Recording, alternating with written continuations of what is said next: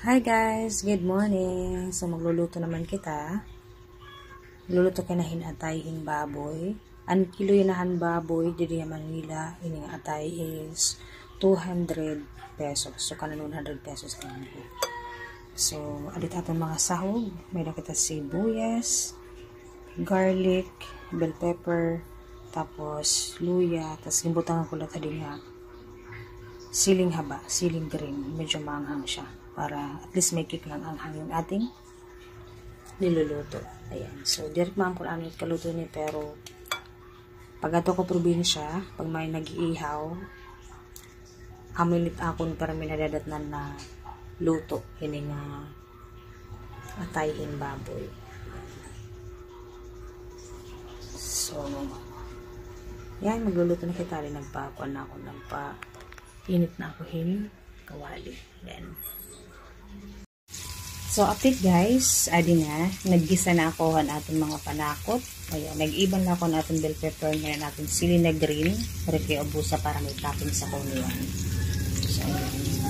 Usually na ako ginuuna pag nagigisa ako, permanente, pag may ito nga luya, tapos sunod sibuyas, tapos ginuori ko itong bawang, kasi mabilis na masunog. Pero depende sa tiyo trip guys, kung ano tiyo. Paruya. Ang malikot akong way with akong pagluto. So, ayan. Maluto na natin ini. Antayin lang natin na maluto. Tapos gumawa sa iya aroma. Ayan. Then, ibubutangin natin na din na atong atay. Okay?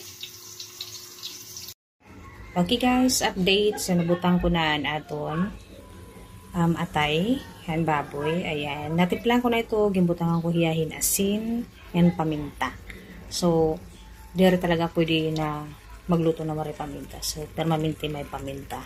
Paminta is live. So, ayan. Gintimplahan ko na ito. And then guys, let it simmer mga 5 to 10 minutes. Okay? Tapos saka natin timplahan. Alright?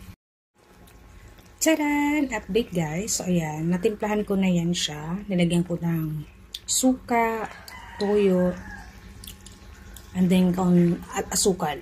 So, it's up to you guys kung ano yung bet nyong panlasa. Gusto nyo ng maalat.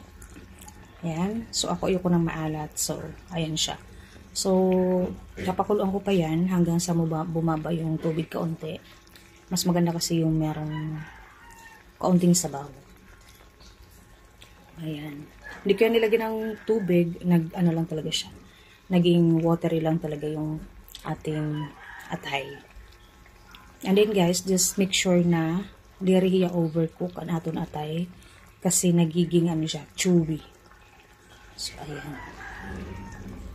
Okay, tinik ko siya and then so far so good naman. So, ito yung tinatawag na tansya-tansya cooking guys. Ayan. So, gimbutang ko na ang akon bell pepper at saka ang akon siling green. Ayan. Okay? Kain na na!